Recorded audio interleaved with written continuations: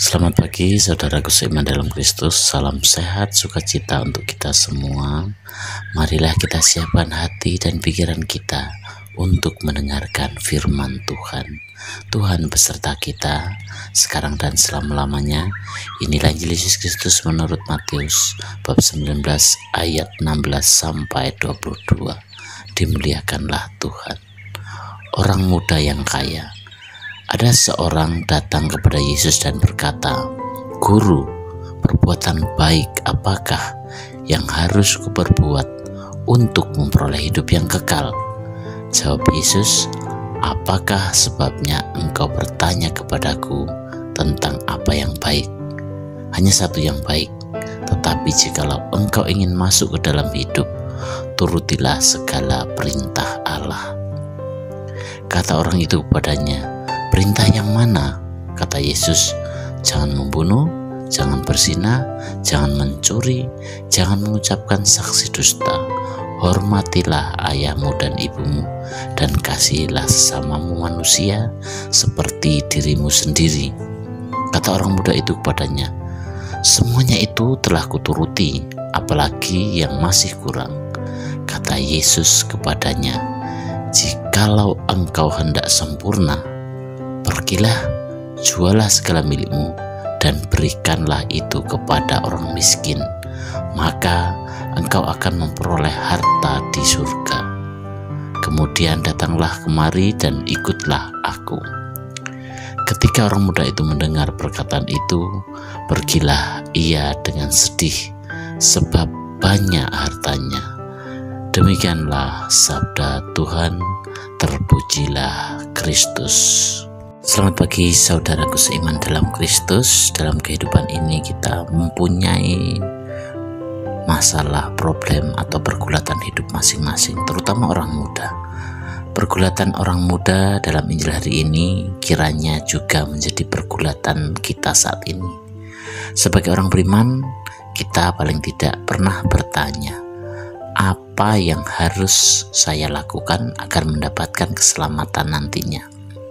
Demikian juga kegelisahan akhir yang orang muda dalam kisah hari ini juga menjadi pergulatan umat beriman saat ini. Di awal begitu menggebu, semangat sekali untuk mencari dan menemukan cara hidup yang mengarah kepada kesempurnaan.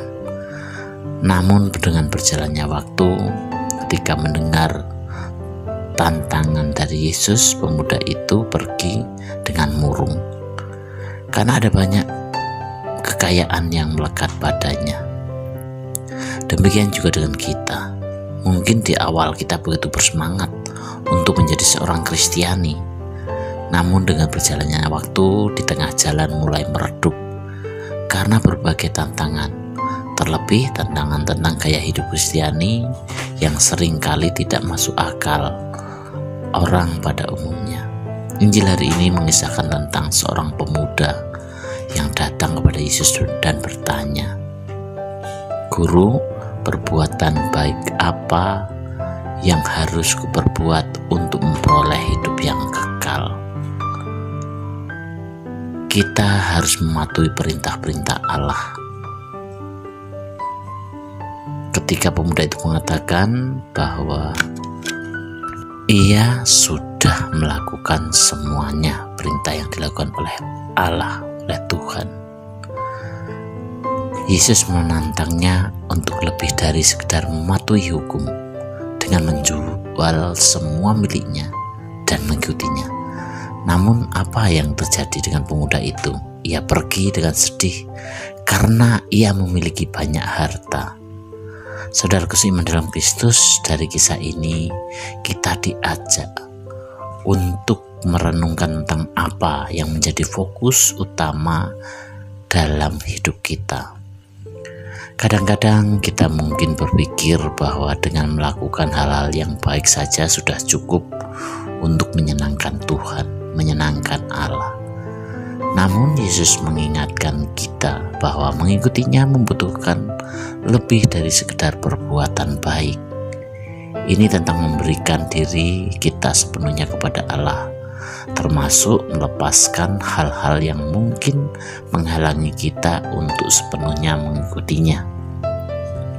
Seringkali harta duniawi, kekayaan, status, atau bahkan kenyamanan pribadi bisa menjadi penghalang bagi hubungan kita dengan Allah, dengan Tuhan. Yesus tidak mengatakan bahwa memiliki harta itu salah, tidak seperti itu. Tetapi Ia ingin kita memastikan bahwa harta tersebut tidak menjadi prioritas utama dalam hidup kita. Saudaraku seiman dalam Kristus, yang menjadi pertanyaan yang bisa kita renungkan adalah, apakah ada sesuatu dalam hidup kita yang menghalangi kita untuk mengikuti Yesus dengan sepenuh hati? Mungkin itu bukan kekayaan seperti dalam kisah ini, tetapi bisa saja berupa ambisi, rasa nyaman, atau hubungan yang tidak sehat. Apapun itu, Yesus memanggil kita untuk lebih mengutamakannya dalam hidup kita. Untuk itu, marilah kita berdoa agar kita diberi kekuatan untuk melepaskan hal-hal duniawi yang menghalangi kita ketika untuk sepenuhnya kita harus mengikuti Yesus. Semoga kita dapat menjadikannya sebagai pusat hidup kita, dan dengan demikian memperoleh hidup yang kekal. Demikianlah permenungan kita hari ini, dan marilah kita akhiri dengan doa dalam nama Bapa dan Putra dan Roh Kudus. Amin. Allah Bapa di dalam surga, ajarilah kami untuk bisa lebih bahagia dalam hidup ini, bisa membahagiakan orang lain. Semoga kehadiran kami sungguh-sungguh membawa kabar sukacita untuk mereka. Dan tuntunlah kami, bulatkanlah kami agar tekad kami bisa mencapai kebahagiaan yang Engkau kehendaki. Doa ini kami serahkan kepada-Mu Tuhan dengan perantaraan Kristus Tuhan kami. Amin. Dalam nama Bapa dan Putra dan Roh Kudus. Amin.